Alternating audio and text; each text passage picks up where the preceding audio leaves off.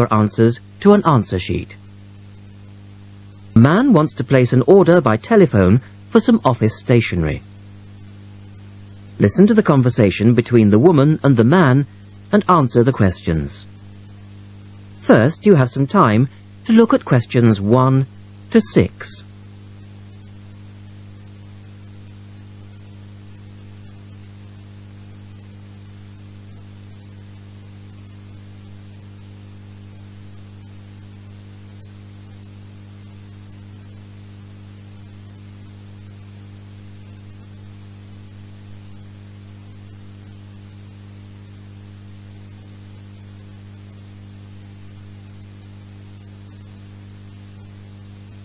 Now we shall begin.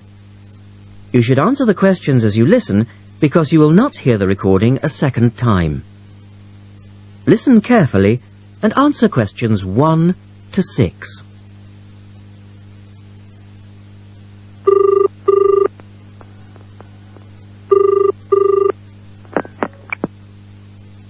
Thank you for calling Millennium Office Supplies.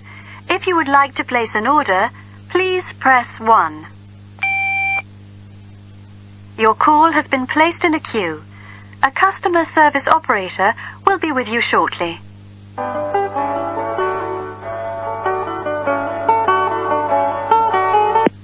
Gina speaking. How can I help you?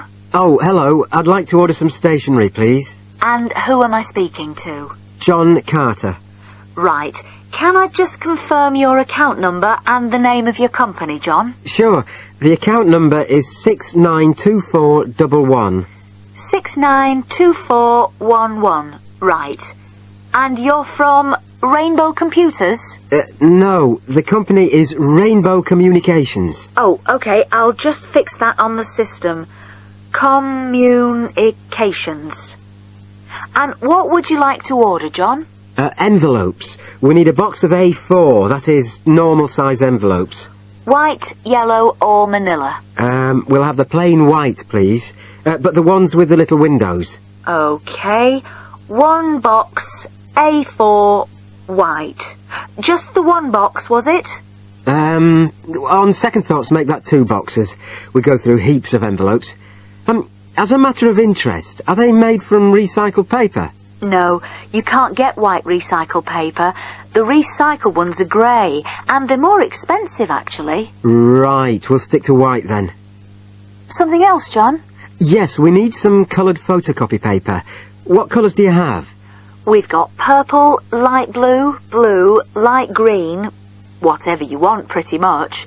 There are 500 sheets to the pack. Right, let's see. We're going to need a lot of blue paper for our new price lists. So, can you give us 10 packs, please? Make sure it's the light blue, though. 10 packs of the light blue. The woman asks the man if he needs anything else. Look at questions 8 to 10.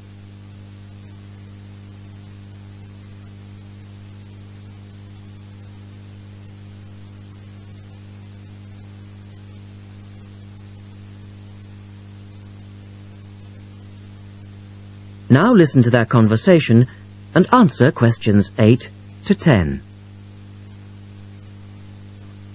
Anything else that we can help you with? Let me think. What else do we need? I'm sure there was something else. Pens, paper clips, fax paper, computer supplies, office furniture? Oh yes, we need floppy disks. Do you have those nice coloured ones? Yes, but they're a bit more expensive than the black ones. Oh, that's all right. I'm not paying anyway. Right. Floppy disks. And what about diaries for next year? We've got them in stock already, and it's a good idea to order early. No, I think we're all right for diaries. But something we do need is one of those big wall calendars. You know, one that shows the whole year at a glance. Do you stock those? We certainly do. OK, can you include a wall calendar then, with the other stuff? Just make sure it's got the whole year on the one side. Sure. And do you have a copy of our new catalogue? No, I don't, but could you send one? Yes, I'll pop one in with the order. You'll find it a lot easier to remember what you need if you have our catalogue in front of you next time. Yes, good idea. And when can you deliver this? Should be with you tomorrow morning. Can you make sure that it's not after 11:30 a.m? Because I have to go out at 12. There's only myself here on Fridays. Fine. I'll make a note on the delivery docket that they should deliver before 11:30. Thanks very much. Thanks. You now have half a minute to check your answers.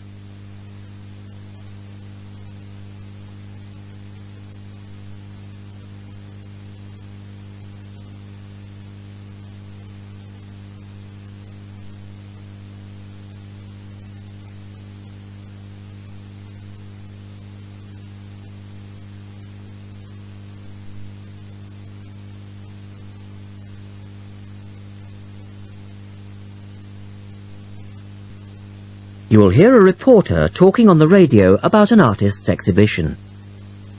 Look at questions 11 to 18.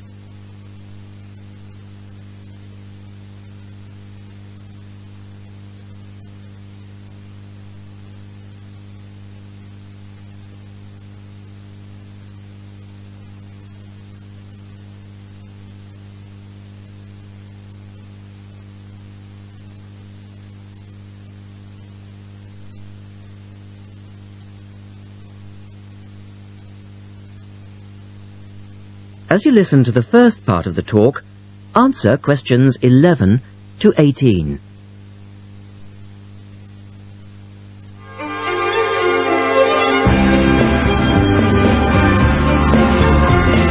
And now for some information on local events and activities. A couple of announcements for art lovers and budding artists alike. First, a new collection of artwork is going on show to the public next month in the form of an artist's exhibition.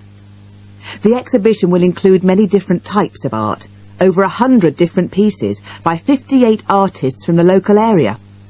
It's being held at the Royal Museum, which, for those of you who are unfamiliar with the area, is located opposite the library in West Street, right on the corner. The actual address is number 1 Queen's Park Road. It isn't difficult to find.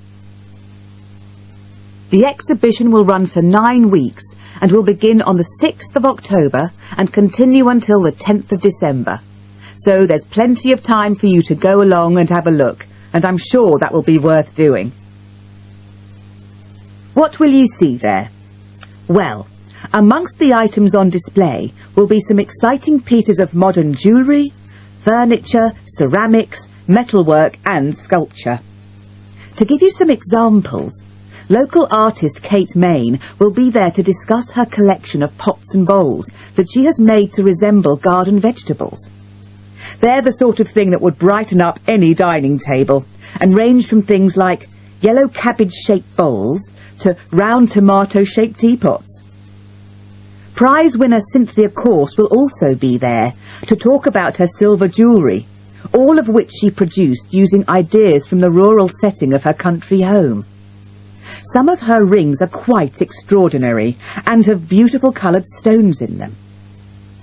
Or, if you prefer sculpture, there's plenty of that too. Take, for example, Susan Cupp's sculpture of 25 pairs of white paper shoes. It sounds easy, but believe me, it looks incredible. All of these items, along with many others, will be on sale throughout the exhibition period. As part of the exhibition, there will be a series of demonstrations called Face to Face, which will take place every Sunday afternoon during the exhibition, and these will provide an opportunity for you to meet the artists. Now look at questions 19 and 20.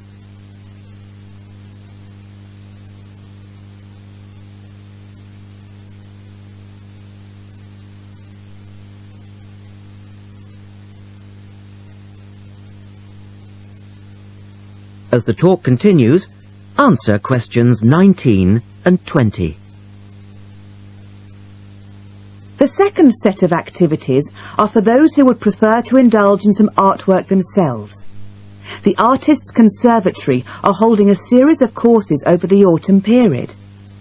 The courses cover all media and include subjects such as Chinese brush painting, pencil drawing and silk painting. All the tutors are experienced artists. Course sizes are kept to a minimum of 15, and there will be plenty of individual assistance. All the sessions offer excellent value for money and the opportunity to relax in a delightful rural setting. Fees are very reasonable and include the use of an excellent studio and access to the art shop, which you will find sells everything from paper to CDs, and they also include the provision of all materials. For more information on dates, cost and availability, you should get in touch with the programme coordinator on 4592 839 584 or go direct to the website, which you will find.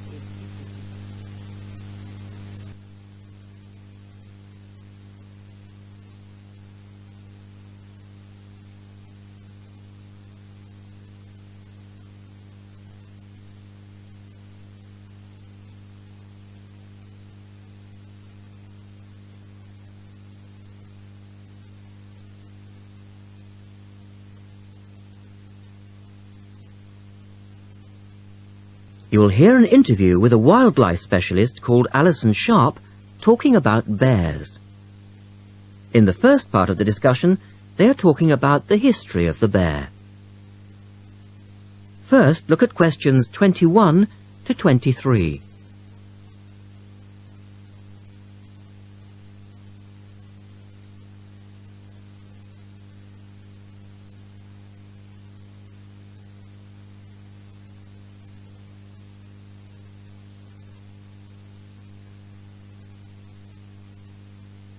Now listen to the first part of the interview and answer questions 21 to 23. Sharp has spent much of her life researching bears, and in particular, bears in danger of extinction. She is the author of a recent book on bears, and we welcome her to the studio today. Thank you. Delighted to be here. First of all, can you give us a quick overview of the history of the bear family? Well, the bears we know today actually have as their ancestors bears which have been evolving for some 40 million years. We have fossils of the earliest true bear, and it's important to emphasize this because some creatures are called bears but are not. Such as koalas, for instance. Yes, exactly. Fossils of the true bear show a small dog-sized animal with characteristics that show a blending of dog and bear traits. So the general belief is that dogs and bears were of the same family? Yes, that's the theory. And then we see the arrival of the early cave bear. We know from cave drawings that Neanderthal man used to worship this bear, and at the same time fear it. Understandable, perhaps. Yes, but they need not have worried because the cave bear only ate plants. In fact, the cave bear survived 2 ice ages, but then became extinct. In the second part of the interview, Alison talks more about the situation of bears today. Look at questions 24 to 30 first.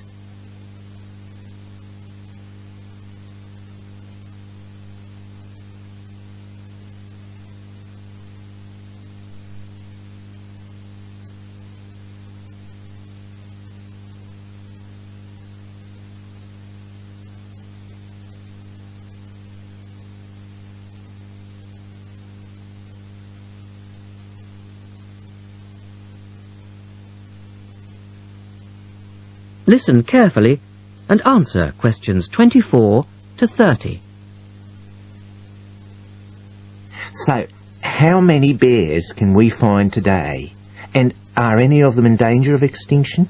Well, I'll answer your first question first. There are 8 species of bear in all, among them the American black bear and the brown bear, from which evolved the newest species of bear, the polar bear. So, how old is the polar bear? Oh, he's a relative newcomer, just 20,000 years old.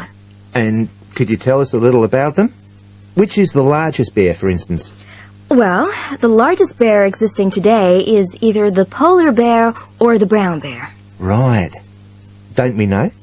Well, it depends which criteria you use. The polar bear is the heaviest, The male weighs up to 1,500 pounds, but his narrow body actually makes him look smaller than the much more robust brown bear. So the brown bear appears the biggest. Yes. And the smallest? Well, the sun bear is the smallest of the 8 species. They only weigh between 60 and 145 pounds. That makes him a comparative junior. Yes. And then next we have the so-called giant panda. But that's a small bear too, comparatively speaking. And are all bears meat eaters? No, not at all. In fact, the giant panda is almost entirely herbivorous, living on a diet of 30 types of bamboo. Ah, yes, of course. Pandas are famous for that.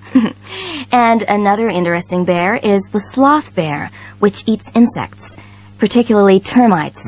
He can turn his mouth into a tube and suck the insects out of their nests. So, going back to my second question, are bears really in danger of extinction? Yes, indeed, they are. The sun bear in particular, as they've been hunted almost out of existence.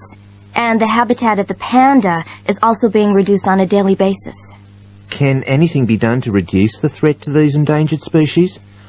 I know, for instance, that it's very hard to breed bears in captivity. Yes.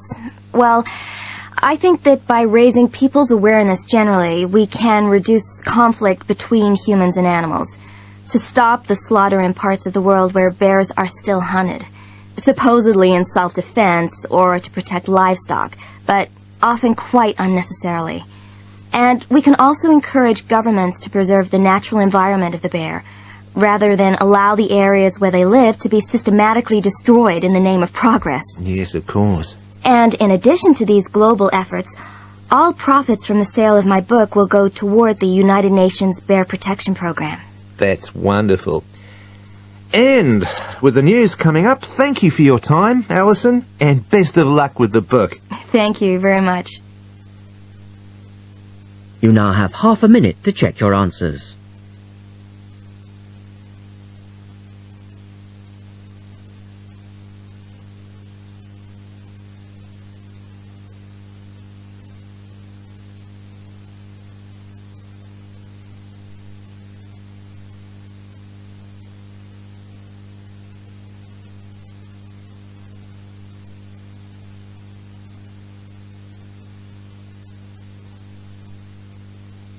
You will hear a lecturer talking about the solar eclipse in history. First, you have some time to look at questions 31 to 36.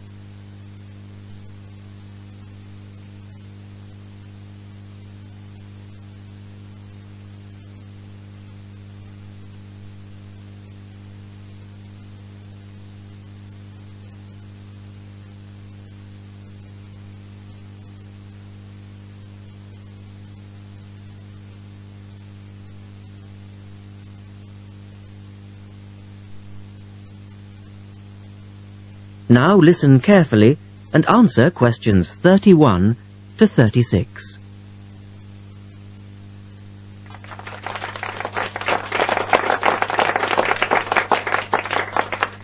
Good evening, and welcome to this month's Observatory Club lecture. I'm Donald Mackey, and I'm here to talk to you about the solar eclipse in history. 1,000 years ago, a total eclipse of the sun was a terrifying religious experience. But these days, an eclipse is more likely to be viewed as a tourist attraction than as a scientific or spiritual event. People will travel literally miles to be in the right place at the right time to get the best view of their eclipse. Well, what exactly causes a solar eclipse when the world goes dark for a few minutes in the middle of the day? Scientifically speaking, the dark spot itself is easy to explain. It's the shadow of the moon streaking across the Earth. This happens every year or two, each time along a different, and to all intents and purposes, a seemingly random piece of the globe. In the past, people often interpreted an eclipse as a danger signal heralding disaster, and in fact the Chinese were so disturbed by these events that they included among their gods one whose job it was to prevent eclipses. But whether or not you're superstitious or take a purely scientific view, our earthly eclipses are special in 3 ways. Firstly, there can be no doubt that they're very beautiful. It's as if a deep blue curtain had fallen over the daytime sky as the sun becomes a black void surrounded by the glow of its outer atmosphere. But beyond this, total eclipses possess a second, more compelling beauty in the eyes of us scientists, for they offer a unique opportunity for research.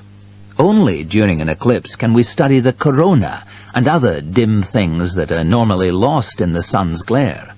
And thirdly, they are rare. Even though an eclipse of the sun occurs somewhere on Earth every year or two, if you sit in your garden and wait, it will take 375 years on average for one to come to you. If the moon were any larger, eclipses would become a monthly bore. If it were smaller, they simply would not be possible. The ancient Babylonian priests, who spent a fair bit of time staring at the sky, had already noted that there was an 18-year pattern in their occurrence, but they didn't have the mathematics to predict an eclipse accurately. In the second part, the speaker talks about a number of scientists. Look at questions 37 to 40.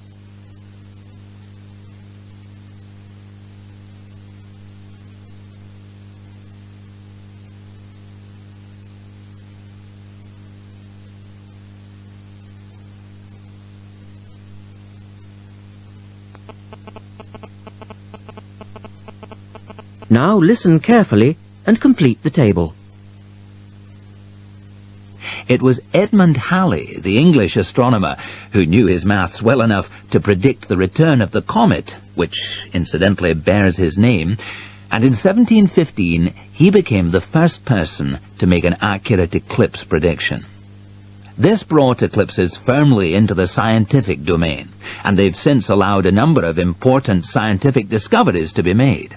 For instance, in the eclipse of 1868, two scientists, Janssen and Lockyer, were observing the sun's atmosphere, and it was these observations that ultimately led to the discovery of a new element. They named the element helium, after the Greek god of the sun. This was a major find, because helium turned out to be the most common element in the universe after hydrogen. Another great triumph involved mercury. I'll just put that up on the board for you now. See, there's Mercury, the planet closest to the sun, then Venus, Earth, etc. For centuries, scientists had been unable to understand why Mercury appeared to rotate faster than it should. Some astronomers suggested that there might be an undiscovered planet causing this unusual orbit, and even gave it the name Vulcan.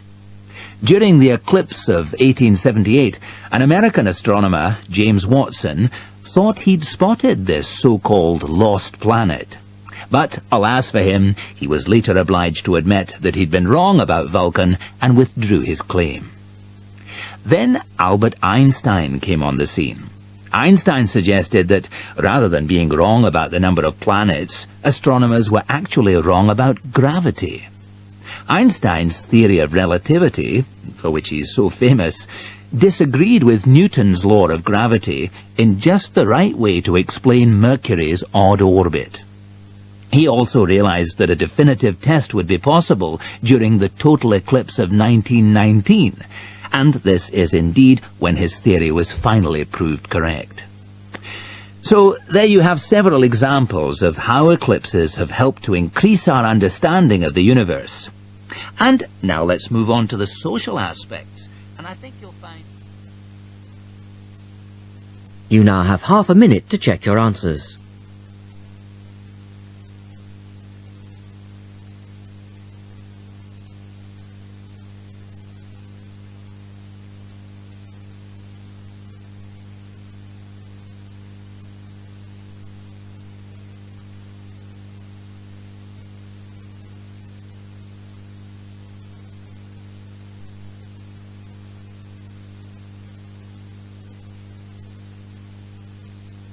That is the end of the listening test. At the end of the real test, you will have 10 minutes to transfer your answers to the listening answer sheet.